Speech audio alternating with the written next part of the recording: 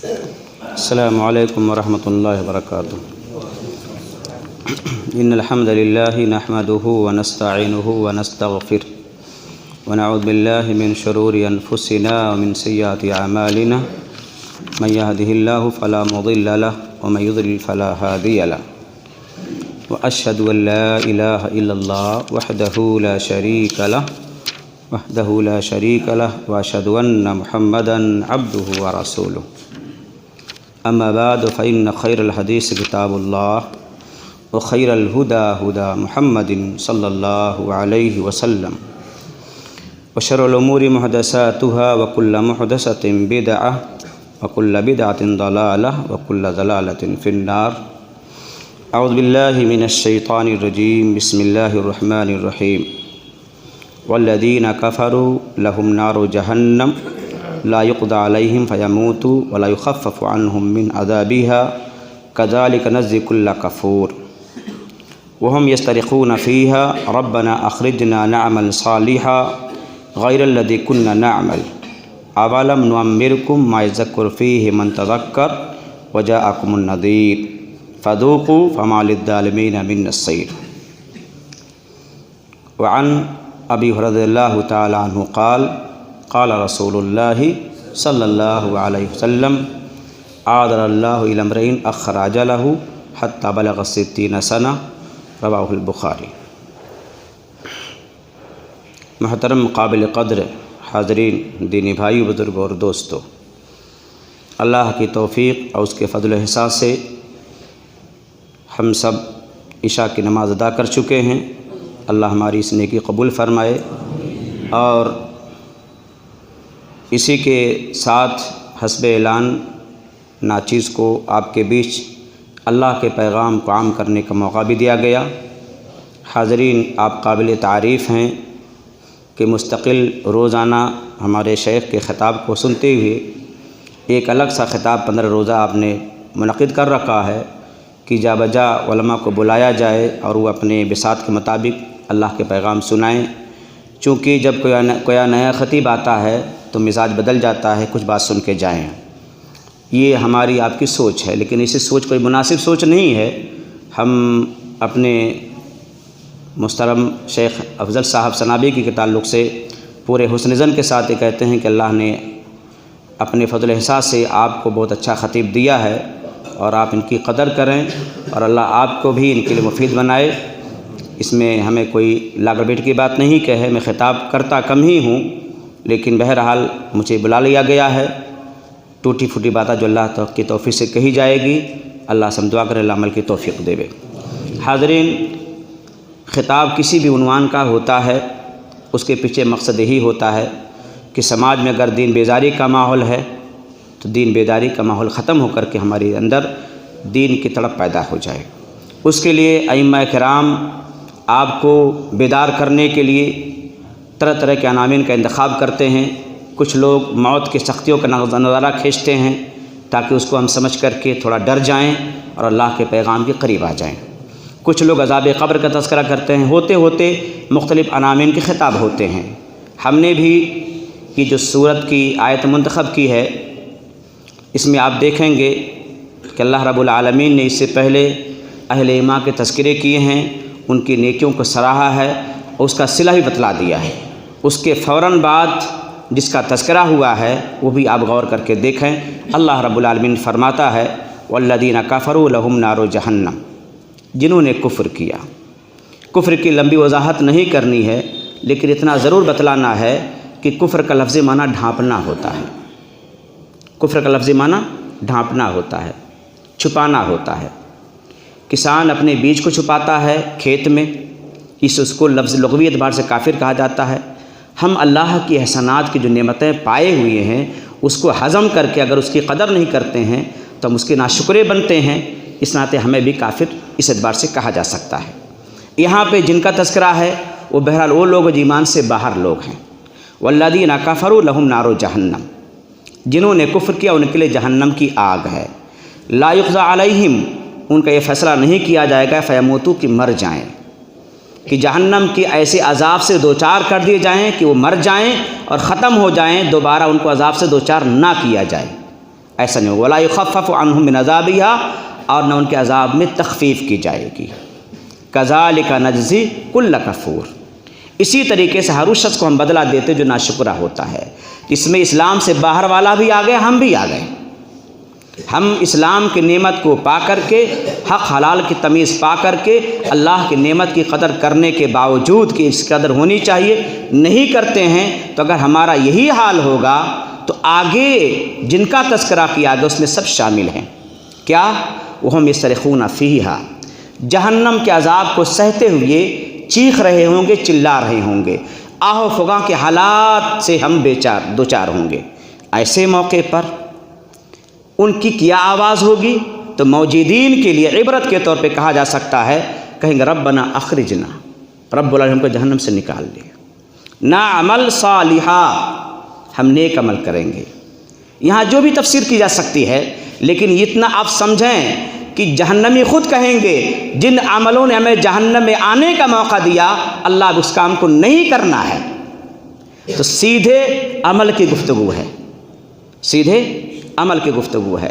دنیا میں رہ کر کے مال کی محبت میں دیوانہ ہو کر کے، اولاد کی محبت میں دیوانہ ہو کر کے، یا جو بھی جھمیلے پھنسے جس میں رہ کر کے ہم اللہ کو بھول گئے تھے اور عذاب جہنم کا مزہ چکھنے لگے، اب اللہ ہمیں صرف عمل یاد آ رہا ہے۔ تو کیا نہیں کہا جا سکتا ہے کہ آج آپ موجود ہیں، آج آپ موجود ہیں اور یہ کلام ہدایت ہمارے ہاتھوں میں موجود ہے؟ کیا ہمیں ہوش میں آنے کے لیے یہ پیغام کافی نہیں ہے؟ کیا ہمیں ہوش میں آنے کے لیے اللہ کلام کافی نہیں ہے کہ اس موقع پر جو بات کہی جائے گی وہ آج سنائی جا رہی ہے؟ یہ بھی رب کا احسان ہے کہ جنت جہنم کی تفصیلات کو، ساری باتیں جو کل قیامت کے موقع پہ ہوں گی آج ہی بتلا دی جا رہی ہیں، اور ہمارا ایمان ہے یہ کلام سراپا حق ہے۔ پھر ہمارے ذہن میں تبدیلی نہ آئے، ہم کمی سے باز نہ آئیں، ہمیں اصلاح کا جذبہ نہ پیدا ہو، تو ہم سے بڑا بیوقوف اور کون ہوگا؟ جنہیں مر کے دوبارہ زندہ ہونے کا یقین نہیں، اگر ہے بھی تو مذہبی اعتبار سے دوسری بات ہے جس کو آواگمن کے نام سے آپ یاد کرتے ہیں کہ مریں گے، مر کے دوبارہ زندہ ہوں گے، کرم بہتر ہوگا تو اچھا جیون ملے گا۔ شکلیں بدلی ہیں لیکن مقصد دونوں کا ایک ہی سامنے آ رہا ہے، ہمیں اللہ کی جناب میں حاضری دینی ہوگی، اچھے برے عملوں کا حساب ہوگا، یہاں دیکھا جائے۔ لیکن اللہ کا جو جواب اس موقع پر ہوگا وہ آج کے موجودین کے لیے عبرت ہے۔ اولم نعمرکم، کیا ہم نے تم کو ایسی عمریں نہیں دی تھیں؟ اب یہاں پہ عمر کا تذکرہ موجود ہے۔ بلوغت کے بعد، اللہ کے احکام کے پابندی مل جانے کے بعد جس عمر میں بھی ہمارا انتقال ہوگا، ہم اس آیت کی روشنی میں کہہ سکتے ہیں، ہم سے پوچھا جائے گا اولم نعمرکم، کیا تم کو اتنی عمر نہیں ملی تھی کہ تم میرے پیغام کو سمجھنا چاہتے سمجھ لیتے؟ اگر بلوغت کے بعد جوانی میں انتقال ہوا، جوانی سے کہولت میں انتقال ہوا، جب بھی انتقال ہوا، اگر ہم نے اپنی زندگی کو لاابالی میں گزار کر کے اور ایسے چلے گئے تو اللہ یہی پوچھے گا، اللہ یہی پوچھے گا۔ اب ہمیں تو بڑی فکر یہ بھی ہے کہ ایک وقت تھا اوپر تک لوگ بھرے رہتے تھے، اب ممکن ہے لوگ کہیں چلے گئے ہوں، لیکن اعلان کے بعد ہفتے کے پروگرام میں اگر مسجد کھچا کھچ نہ بھری رہے تو اس سے بھی احساس کیا جائے کہ ہمارے اندر بیزاری دین کی زیادہ پائی جا رہی ہے۔ آج جب زیادہ پائی جا رہی ہو تو ایسے موقع پہ جن کو اللہ نے دین کا شعور دیا ہے، جن کو دین پہ چلنے کا جذبہ ہے، کچھ کر گزرنے کا جذبہ ہے، اگر یہ بھی غافل ہو جائیں پوری دنیا سو جائے گی۔ اس ناطے پتہ چلا آپ جتنے موجودین ہیں آپ کی فکر تیز ہونی چاہیے، اللہ کے بندوں کو اللہ پیغام سنانے کے لیے اور فکر مند ہونا چاہیے۔ تو حاضرین، یہ اللہ فرماتا ہے اولم نعمرکم، کیا ہم نے تم کو اتنی عمر نہیں دی تھی؟ ما یذکر فی من تذکر، جس کو رب کا پیغام حاصل کرنا ہوتا حاصل کر لیتا۔ وجاءکم النذیر، اور تم پر ڈرانے والا بھی آیا کرتا۔ اب انبیاء کے سلسلے کو ختم کرنے کے بعد ہم لوگوں کا سلسلہ آ گیا، یہ ڈرائے ہی تو جا رہا ہے، ڈرائے ہی جا رہا ہے۔ اور مزید ان پیغامات کو سننے کے بعد، ان پیغامات کو سننے کے بعد اگر مزاج میں بدلاؤ نہ آئے، لاپرواہی میں اللہ کو پیارے ہو جائیں، تو پھر قرآن کی اس آیت کو پڑھ لیجئے، کلما القی فیہا فوج سألہم خزنۃ الم یاتکم نذیر۔ جب جہنم میں لوگ فوج چلے جا رہے ہوں گے تو جہنم کا دروازہ روکے گا، یہ کیوں چلے آ رہے ہو؟ الم یاتکم نذیر، کیا تمہارے پاس رب کا پیغام سننے کوئی نہیں آیا تھا؟ قالوا بلا قد جاءنا نذیر، آیا تھا۔ فکذبنا وقلنا ما نزل اللہ من شیء، یہ ہمارا حال تھا۔ لیکن اس کے آگے اللہ کیا فرماتا ہے؟ وقالوا لو كنا نسمع او نعقل ما كنا في اصحاب السعیر۔ یہ اس وقت کی بات کہی جا رہی ہے جب قیامت کے موقع پہ سب کا حال برا ہوگا، تب کہیں گے کاش ہم نے سن لیا ہوتا، مان لیا ہوتا۔ ما كنا في اصحاب السعیر، ہم جہنم والے سے ہوتے ہیں۔ فاعترفوا بذنبهم، سب کے سب نے گناہوں کے اعتراف کر لیں گے۔ فسحقا لاصحاب السعیر، لیکن دھمکی بھی ہے، اعتراف کرنے سے کیا فائدہ؟ آج تو اہل جہنم تم سے دوری ہی ہے۔ اور مزید آیت پڑھ لیجیے، امتاز الیوم ایھا المجرمون، اے مجرموں کی جماعتوں آج اچھے برے سب الگ ہو جاؤ۔ یہ بھی نقشہ ہمارے سامنے موجود ہے۔ اب اسی کے مناسبت سے ہم نے جو آپ تک کچھ پیغام پہنچانے کی کوشش کی ہے، پہلے تو اس آیت کے مناسبت سے آیت حدیث میں نے پڑھی ہے، آذر اللہ الی امرئ اخر اجلہ حتی بلغ 60 سنہ۔ اللہ تعالیٰ نے ایسے شخص کے لیے کوئی عذر باقی ہی نہیں رکھا ہے جس کی موت کو اللہ مؤخر کرتے کرتے کہاں تک پہنچا دیا؟ حتی بلغ 60 سنہ، یہاں تک کہ 60 سال کو پہنچ گیا۔ اور جب بڑھاپا آتا ہے تمنائیں جوش مارنے لگ جاتی ہیں، مال کی حص بڑھ جایا کرتی ہے، اور قرآن اور حدیث کا مجموعہ کیا فرماتا ہے؟ اب ایسے موقع میں اگر اللہ کے پیارے ہم ہو رہے ہیں کہ سارے حجت پوری ہو چکی ہے تو اللہ کے یہاں کوئی عذر قابل قبول نہیں ہوگا۔ کتنی بڑی فکر کی بات ہے حاضرین۔ یہ درس تقریر کے انداز میں نہیں، اگر ہم ایسے بیٹھ کر کے قرآن سب کے ہاتھ میں موجود ہو اور سب اسی آیت کو نگاہ میں رکھ کر کے سنیں سمجھیں۔ ابھی پرسوں نرسوں کسی کا سوال آیا تھا کہ مولانا قرآن کی تلاوت موبائل میں لے کے کریں یا قرآن میں لے کے کریں؟ تو پہلے میں نے جواب یہی دیا کہ بھائی کوئی عیب کی بات نہیں ہے، سہولت کا فائدہ اٹھا سکتے ہیں آپ، لیکن آپ ہی اگر یہ سوال بنا دو کہ مولانا قرآن لینے کے بعد جو دل کے اندر ایک جذبہ پیدا ہوتا ہے وہ موبائل میں نہیں ہو رہا، تو میں جواب بدل دوں گا۔ بات سمجھ آئی؟ میں جواب بدل دوں گا۔ تو پتہ چلا امت کے بیچ اس طرح افہام و تفہیم کے انداز میں حق حلال کی پہچان کے تمیز میں درس قرآن درس حدیث جاری ہو، اس کا فائدہ ملتا ہے۔ میں تحدیث نعمت کے طور پہ کہوں گا، میں یہاں سے 18 سال 19 سال سے موجود ہوں۔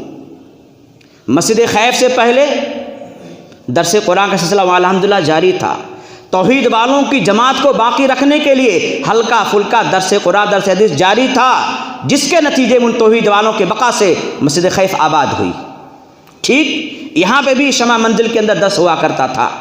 تو اہل توحید جب باقی رہیں گے تو توحید ترانہ جلایا جا سکتا ہے۔ اس ناطے حاضرین، آج اگر ہم ایسے بیٹھ کر کے سب مل کر کے ایسے درس قرآن کریں اور پڑھیں تو یقیناً ایک انقلاب برپا ہوگا، احساس بیدار ہوگا، آنکھیں نم ہوگی، اور اپنی کمیوں کا احساس ہو کر کے مزید کچھ کر گزرنے کا جذبہ پیدا ہوگا۔ ٹھیک ہے حاضرین؟ تو اب آپ دیکھیں اللہ نے اوپر سے لے کر سب کا جواب دے دیا، تو میں صرف عمل کی بنیاد بنا کر کے کہ عمل کی بنیاد تیز کیسے کی جائے۔ ہمارے مولانا کا میں خطاب سنتا ہوں، یوٹیوب پہ آتا رہتا ہے، آپ کے سامنے جو گفتگو چل رہی ہے الحمدللہ بڑے حوصلے کی بات کی جا رہی ہے۔ ٹھیک ہے، میں نے اس آیت کو منتخب کیا اور سوچا جہنم کی بہت ساری تفصیلات ہے، لے دے کر کے جہنم کے عذاب کی وہ شکلیں جو جسم کو موٹا بنا کے پیش کی جائیں گی۔ عذاب کئی شکلوں میں ہوگا، کئی شکلوں میں ہوگا، ایک لامتناہی سلسلہ ہے۔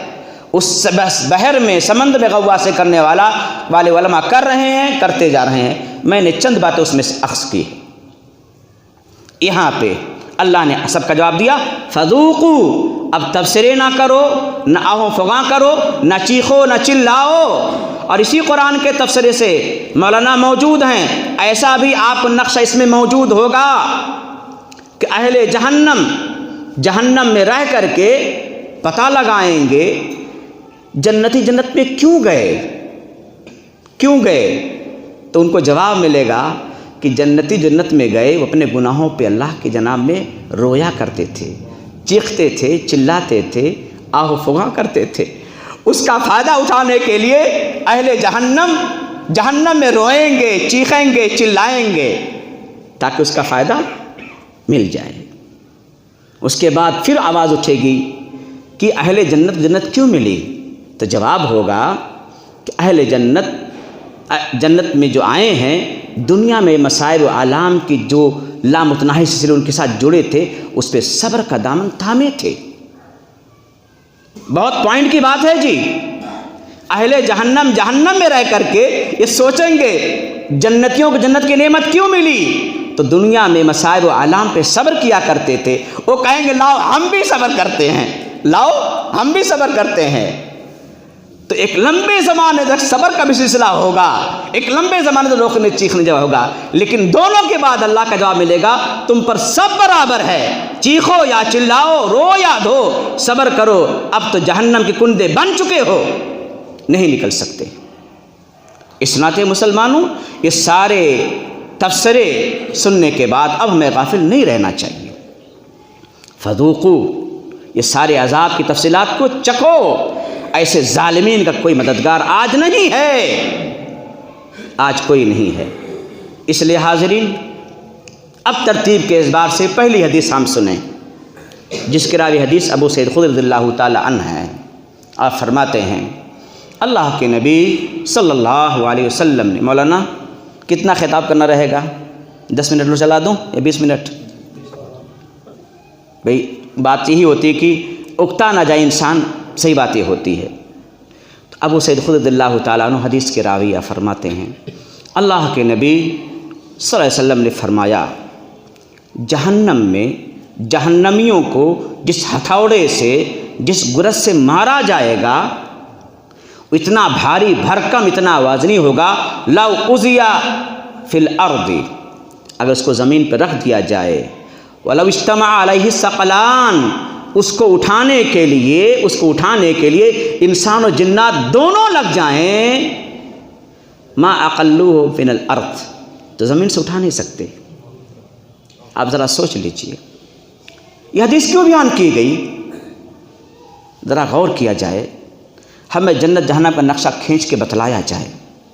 میں ایک باریک پوائنٹ بھی بتانا چاہوں، مولانا میری بات کی آپ تائید کریں گے۔ جنتی اور جہنمی، اللہ کے نبی نے معراج کے موقع پہ سب کا معائنہ کیا، کسی کو خون میں ڈوبا دیکھا، کسی کو تنور میں لٹکا دیکھا، مختلف مراحل سے لوگوں کو دیکھا۔ ہمارا آپ کا ایمان یہ ہے کہ جب تک اللہ کی جناب میں حساب نہیں ہوگا تب تک نہ کسی کو جنت میں جانا ہے، کسی کو جہنم میں جانا ہے۔ تو اللہ کے نبی نے معراج میں کس کو دیکھا؟ وہ کون لوگ تھے؟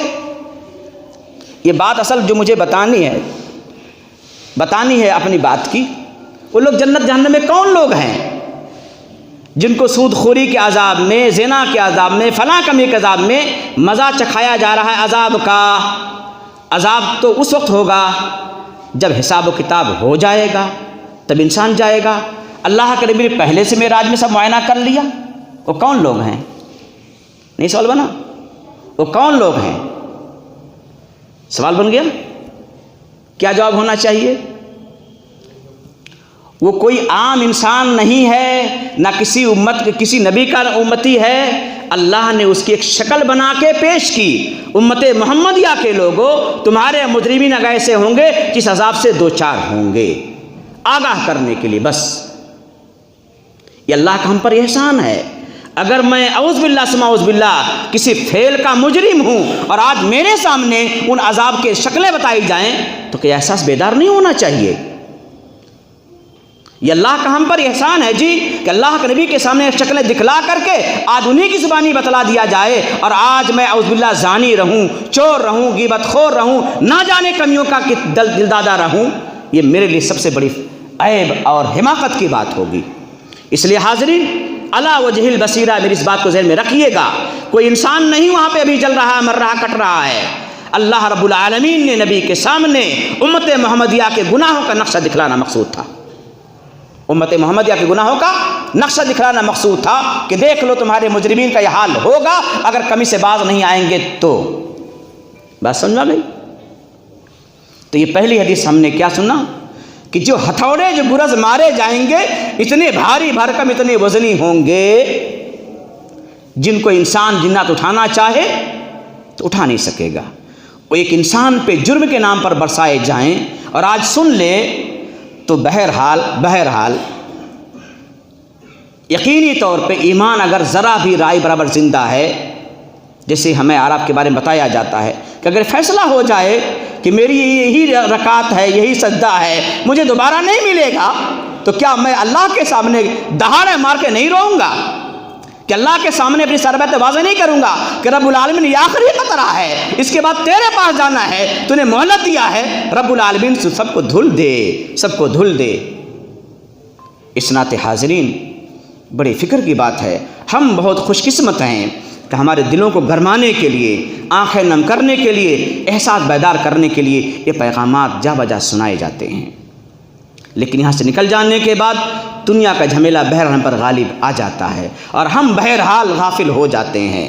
لیکن انسانوں تم اس رب کا شکر ادا کرو جس نے کہا رات کا بھولا صبح کو یاد آ جائے، بھولا نہیں کہا جا سکتا، صبح کا بھولا شام کو یاد آ جائے، جرم ہو جائے لیکن کھل کر اللہ کی جناب میں معافی تلافی کر لو، پھر اگر آپ گناہ ہوتا تو اللہ کو یہ نگاہ میں کوئی عیب نہیں معلوم ہوتا ہے۔ دوسری حدیث نگاہ میں رکھتے ہیں، عبداللہ بن حارث الجزر رضی اللہ تعالیٰ فرماتے ہیں اللہ کے نبی صلی اللہ علیہ وسلم نے فرمایا جہنم میں جہنمی جب پہنچیں گے تو اللہ تعالیٰ جہنمی کے جسم کو اتنا موٹا کر دے گا کہ اس جسم پہ 3 دن کی مسافت سے چلا جائے تب جا کر وہ جسم کا موٹاپا پورا ہو۔ یہ موٹا کرنے کا عذاب ہے۔ آج دنیا میں کوئی موٹا ہو جاتا ہے اور حالات اس کے دگرگون ہو جاتے ہیں، اللہ سراپا گناہوں کے کسی جرم کے نام پر ہمارے جسم کو موٹا کر دے گا۔ حدیث کے جملے میں دانت بھی ہے، کچلی بھی موجود ہے، کچلی یا دانت دونوں وقت کے پہاڑ کے برابر ہو جائیں گے۔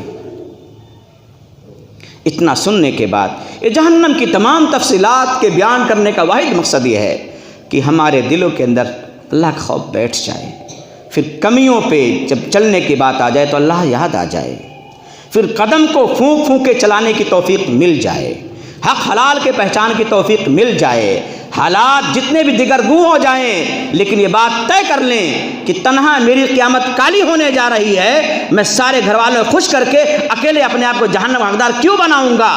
جو اللہ حق حلال کی روزی دے گا اسی کو لے کر چلوں گا۔ گھر والے سو بیٹھو چلو ابوالکلام ایسی غلطی انشاءاللہ نہیں کرے گا۔ حاضرین اس روایت میں دانت کے موٹا کرنے، چمڑی کے موٹا کرنے کا، دوسری روایت جس کے راوی ابو ہریرہ ہیں، آپ فرماتے ہیں اللہ کے نبی نے فرمایا جسم کا کھال موٹی ہو جائے گی 63 فٹ کی، دانت احد پہاڑ کی طرح ہو جائے گا، اور اللہ تعالیٰ جہنم میں بیٹھنے کی جو جگہ دے گا، مدینہ کتنی دوری پہ، مکہ کتنی دوری پہ، اتنی دوری پہ موٹا کر کے بیٹھا دے گا، اتنی دوری کر کے۔ ہم اندازہ لگا لیں مسلمانوں، ان سب باتوں کو سننے کے بعد کیا ہم اپنے آپ کو ایسے غافل کیے رہیں گے؟ تیسری روایت میں جس میں آپ صلی اللہ علیہ وسلم نے فرمایا اللہ تعالیٰ جہنم میں جہنم کو اتنا موٹا کر دے گا کہ دور سے جہنم کا کونا دکھائی دے گا بیٹھا ہوا شخص۔ اس لیے حاضرین ہونٹ کا بھی ہے، کان کا بھی ہے، سب کو بیان کرنے کی کوئی یہاں جوانی دکھانے مقصود نہیں ہے مسلمانوں۔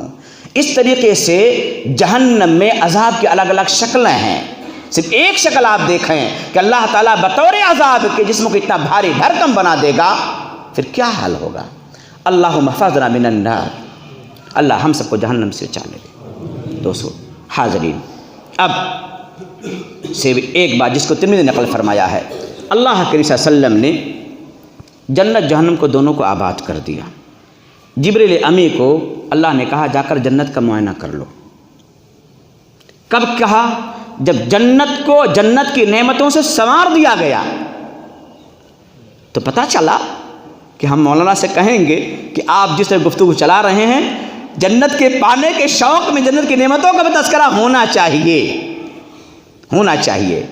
جبریل امی نے جب جنت کو نعمتوں کو ساتھ دیکھ لیا کہا اللہ تیری عزت کی قسم، اللہ تیری عزت کی قسم، جو تیرے جنت کی نعمتوں کو تذکرہ سنے گا اس کو پانے کے شوق میں ضرور دوڑے گا۔ پھر اللہ رب العالمین نے جنت کو مشکلات سے مصائب سے گھیر دیا۔ اس کے بعد جبریل کہا اب جا کے معائنہ کرو۔ پھر کیا جواب دیا؟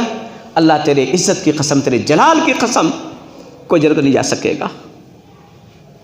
اسی طریقے سے جہنم کا بھی معائنہ کرایا گیا، جہنم کا معائنہ کرایا گیا اور آپ نے دونوں کے فرمایا جنت کو تکالیف سے گھیر دیا گیا ہے، جہنم کو شہوات سے گھیر دیا گیا ہے، لہذا جنت کو پانا ہے کہ دنیا میں رہتے ہوئے جو مشقت جو پریشانی آئے رب کے فیصلے پر راضی رہتے ہوئے اللہ ہم تیرے فیصلے پر راضی ہیں۔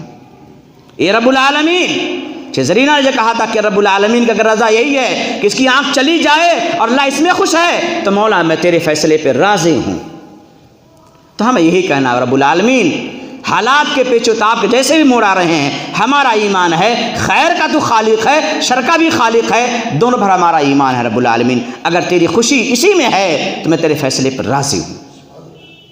حاضرین یہ ہے۔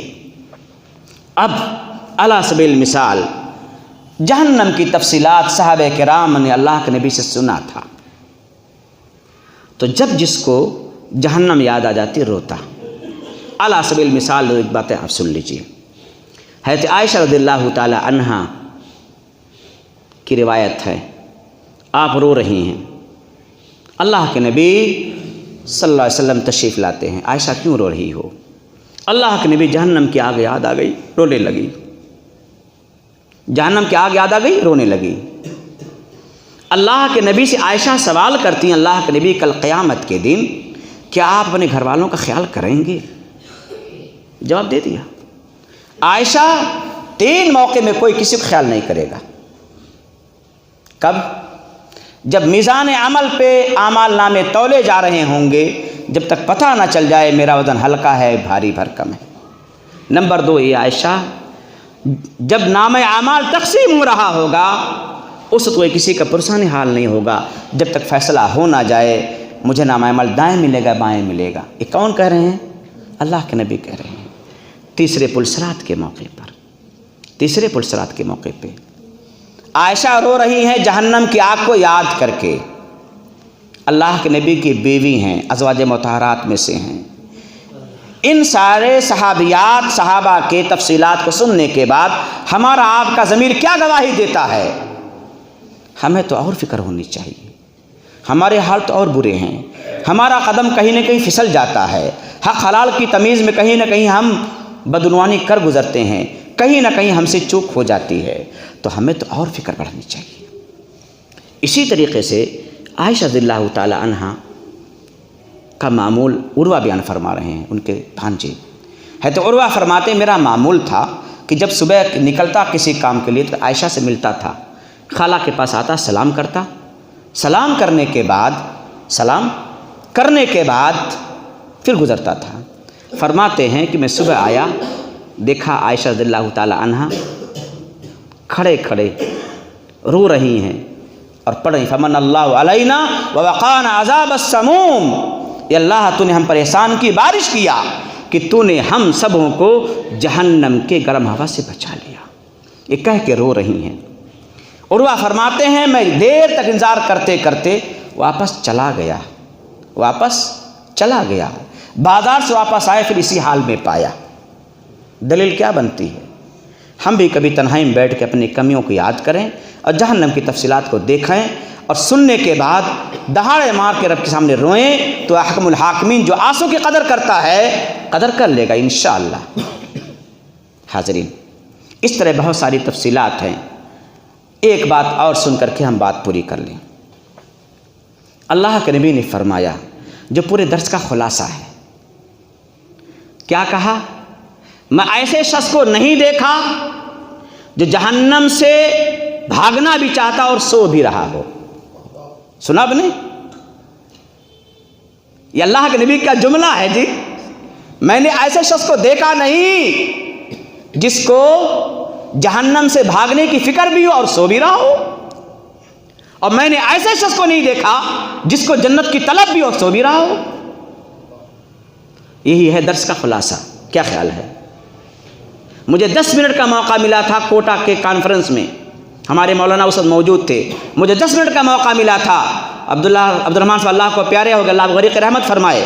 مجھے 10 منٹ کا موقع دیا گیا تھا۔ میں نے اس وقت 11 حدیثیں میں نے بیان کیا تھا، اور آخر میں اسی کو کہا تھا اللہ کے نبی نے فرمایا ہے اگر تم کو جہنم سے بھاگنا ہے تو تم کو غافل نہیں میں دیکھنا چاہتا ہوں، اور اگر تم دعویٰ کرتے ہو اور سو رہے تو تمہارا دعویٰ باطل ہے، باطل ہے۔ اس ناطے حاضرین، درس لمبا نہ کیا جائے، اتنی باتیں اگر سن لیا جائے، سننے کے بعد اگر اپنے آپ کو سنوار لیا جائے تو آج اس مسجد کا حق ادا ہو سکتا ہے۔ لہذا ہم سب مل کر اللہ سے دعا کرتے ہیں، رب العالمین یقیناً تو ہمارا رب ہے، ہم تیرے گنہگار بندے ہیں، ہمارے گناہوں کے سارے معاملے تجھ پر روشن ہے۔ ہم نے دن کے اجالے میں کیا ہوگا، رات کے تاریکی میں کیا ہوگا، خلوت میں کیا ہوگا، جلوت میں کیا ہوگا، جان کے کیا ہوگا، بھول کے اللہ تجھ پہ سب روشن ہے۔ اللہ ہماری کمی کو معاف فرما دے، رب العالمین ہماری کمی کو معاف دے۔ رب العالمین تیرے جہنم کے بارے میں سن رکھا تیرے نبی کی زبانی، جہنم کے بارے میں یہ اللہ فرماتا ہے اے جہنم تو میرا عذاب ہے، تو میرا غضب ہے، اور اے جنت تو میری رحمت ہے، میری رحمت ہے۔ رب العالمین ہم تیرے رحمت کے سائے میں آنا چاہتے ہیں، اللہ تم کے رحمت کے سائے رب العالمین۔ رب العالمین ہم سے دعا کرتے ہیں، اللہ ہمیں جتنے موجود ہیں اللہ ہم سب مل کر سے دعا کرتے ہیں اللہ ہماری کمیوں کو معاف فرما دے، اور اللہ ہماری جو ملی زندگی ہے اللہ اس کو تو سنوار دے رب العالمین، اور ہم میں سے جو پریشان حال ہیں اللہ جس میں بھی حال میں پریشان ہیں، ہمارے دینی بھائی دین کے نام پر جہاں آزمائے جا رہے رب العالمین تو بہتر دیکھ رہا ہے، اللہ ان کے حال پہ آسانی فرما دے، ان کو صبر و سحار کی توفیق دے رب العالمین۔ اے رب العالمین حالات کا جو پیچ و تاب ہے ہمیں معلوم ہے رب العالمین، انقلاب تو لا سکتا ہے رب العالمین۔ اگر یہ ساری چیزیں ہمارے گناہوں کے نام پر ہیں تو اللہ ہمارے گناہوں کو معاف فرما دے رب العالمین۔ یہ ساری پریشانیاں اگر ہمارے آزمائش کے نام پر ہیں تو مولا ہم تیرے سامنے ٹک نہیں سکتے ہیں، اللہ ایسے موقع میں صبر و سحار کی توفیق دے، آمین۔ تقبل یا رب العالمین۔ سبحانک اللہم و بحمدک، اشہد ان لا الہ الا انت، استغفرک و اتوب الیک۔